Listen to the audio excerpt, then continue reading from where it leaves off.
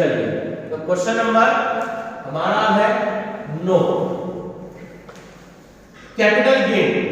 तो capital gain जो हमारा चैप्टर चल रहा है उसका क्वेश्चन नंबर 9 है, बहुत मोस्ट इंपॉर्टेंट है।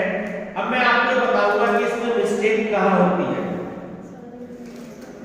तो Mrs Malhotra acquired a plot of land on 15th June 2010 for 31,25,000, which was sold on 15th February 2021 for 87,80,000। तो हमारे काम की वैल्यू मिल गई सबसे पहले सेल कंसीडरेशन। बहुत अच्छे से करके जाना क्योंकि लास्ट ईयर भी बीबीए और बीकॉम में इसी इंफॉर्मेशन का न्यूमेरिकल आया है, ठीक है, बहुत ध्यान से देखें। सेल कंसीडरेशन बोले 87,80,000। 87,80,000। अब ये देखते हैं कि क्या कोई एक्सपेंसेस ब्रोकरेज कमीशन तो नहीं है क्वेश्चन में, है। द एक्सपेंसेस ऑफ ट्रांसफर वर ₹4,25,000। ये मैंने एग्रीकल्चर समझाया था कि ये क्या चीज होती है। सपोज कीजिए कि कोई प्रॉपर्टी डीलर होता है, हमने उससे कहा कि भाई तुमने 10 लाख का मकान बेच दो, हम तुम्हें 20,000 रुपए कमीशन के दे देंगे। प्रॉपर्टी डीलर का काम यही होता है, ठीक है। तो 10,000 20,000 मान लो वो बेचने वाली पार्टी से लेगा, 10-20,000 वो खरीदने वाली पार्टी से लेगा, क्योंकि उनका काम है। अब 10 लाख का मकान बेचा, 20,000 में आपने प्रॉपर्टी डीलर को दे दिए, तो 9,80,000 में मिलेगा, माइनस करना पड़ता है अकाउंट। इसलिए सेम जब भी आपको स्टैम्प, ब्रोकरेज, कमीशन, एक्सपेंसेस ये वर्ड्स दिए हो तो आप इसको माइनस कर देंगे, तो आपके 4,25,000 रुपए लेस एक्सपेंसेस इसके ट्रांसफर के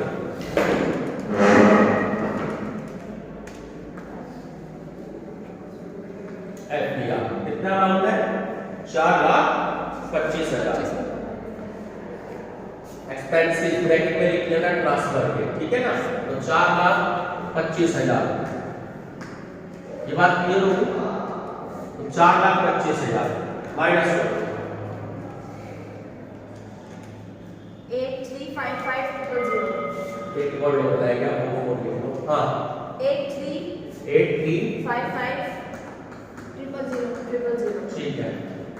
तो ये जो आपकी वैल्यू आ गई 83,55,000 क्या करेंगे नेट सेल कंसीडरेशन। तो मैंने ये आपको बार बार बताया है कि जब भी आप सेल कंसीडरेशन में से आप एक्सपेंसेस ऑफ ट्रांसफर या ब्रोकरेज या स्टैम्प्स माइनस करते हैं तो जो वैल्यू बैलेंस बचती है उसको हम नेट सेल कंसीडरेशन कहते हैं।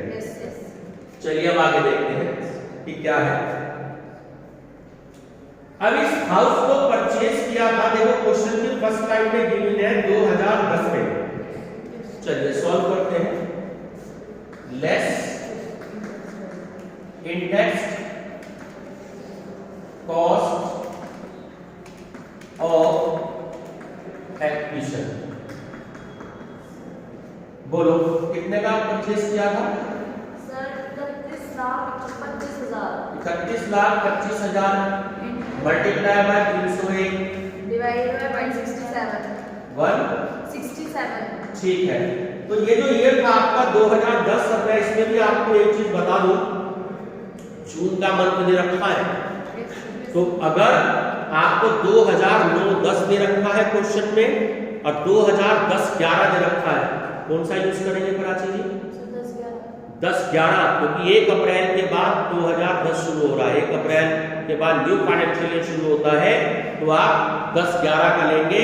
और अगर मार्च से पहले दिया होता कोई मंथ, मार्च या जनवरी या फरवरी, तो 2009-10 का कॉस्ट इंडेक्स लेना है।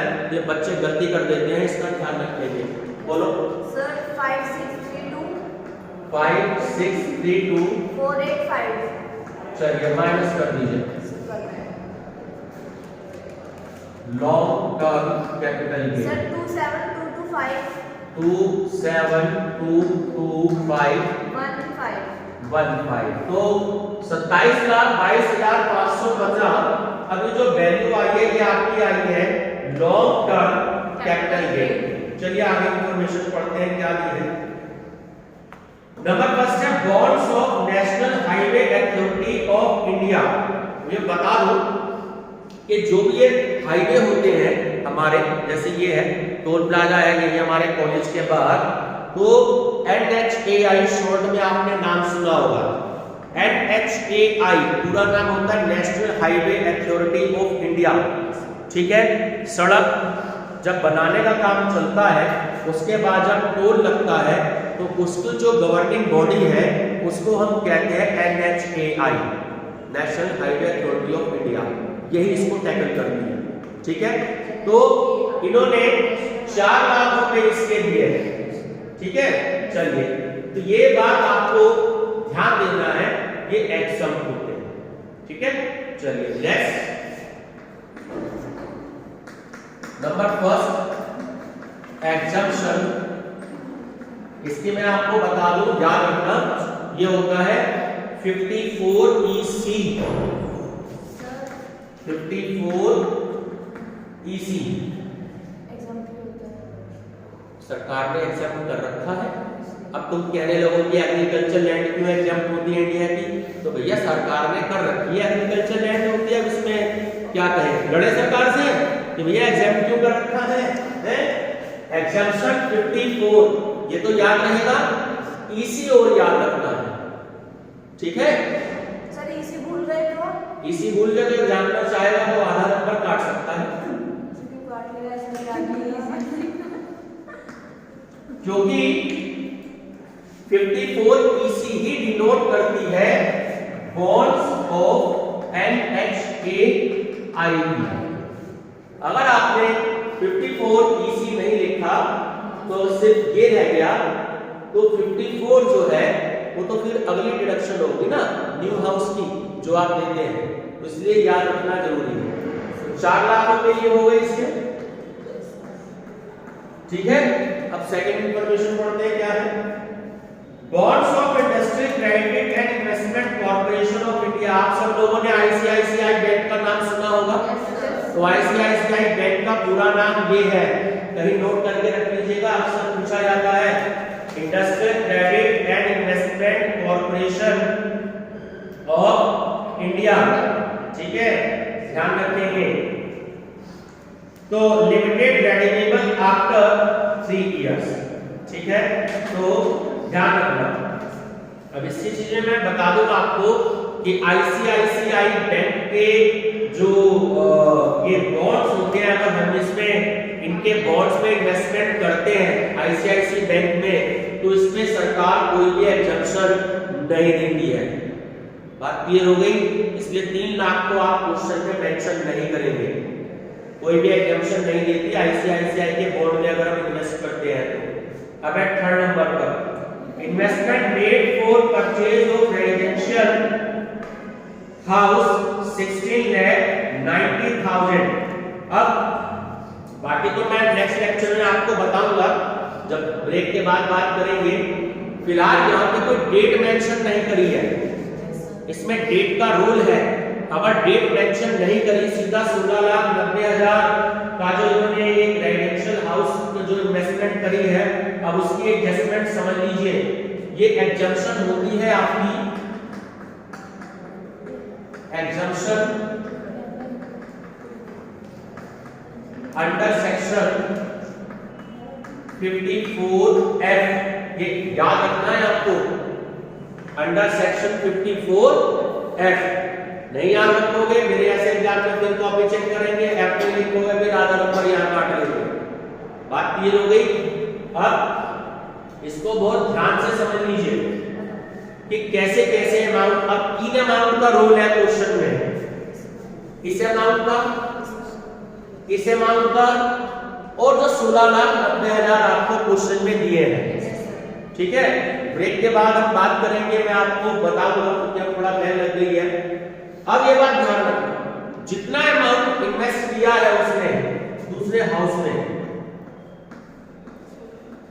मल्टीप्लिकेशन में हमें उसको रखना है जितना हमारा लॉन्ग टर्म कैपिटल गेन आया है 27,22,515, उससे तो उसकी मल्टीप्लिकेशन कर देनी है, और जो आपका नेट सेल कंसीडरेशन आया है उससे आप उसको डिवाइड करेंगे 8355000। अब तरीका क्या है, कैलकुलेटर पे इतनी बड़ी वैल्यू शायद नहीं आती है, ठीक है, तो दिमाग का यूज करेंगे प्राचीन जी की 3 जीरो से 3 जीरो काट देंगे, ठीक। अब यूज करें, अब आ जाएगी वैल्यू, और मुझे बताएं क्या वैल्यू आ रही है। मैंने तो कैलकुलेट किया, आगे नहीं चला। Divided by 8355। सर 550694। गलत आ रही है, मुझे पता नहीं। ठीक से करो। कर। अरे तो 55061। सर 550694.2। गलत कर रहे हो बेटा, दोबारा करो। वैसे तो बता देंगे। 9 लाख समथिंग आएगी। बोलो दोबारा बोलो, क्या वैल्यू आई? 550694। 550694, ठीक है। अब आपको क्या करना है, ये वैल्यू थोड़ी सी इधर लिखनी है और एग्जाम्पल को शो करना है। 4 लाख रुपए तो ये हो गए, और 5,50,694 ये हो गए। इन दोनों का टोटल कर दो, 4 और 5 9, यानी कि 950694। चलो माइनस कर दो। अब बुक में देखो आंसर आ रहा है हमारा 1771821, ठीक है, 1771821, यही आंसर है। तो ये है आपका taxable long term capital gain. बहुत ही मोस्ट इंपॉर्टेंट क्वेश्चन है। ईयर अभी इसमें मेंशन नहीं है, आगे के जो लेक्चर हम चलेंगे उसमें मैं आपको ईयर बताऊंगा, बुक में इसका फार्मूला भी बताऊंगा कि ये मैंने क्यों किया है। अभी तो सिर्फ समझने वाली बात है कि क्वेश्चन में जो वैल्यू दी है उससे multiply by long term divided by sale consideration, ये बुक में फार्मूला दिया है, अगले लेक्चर में बात करेंगे हम इसकी।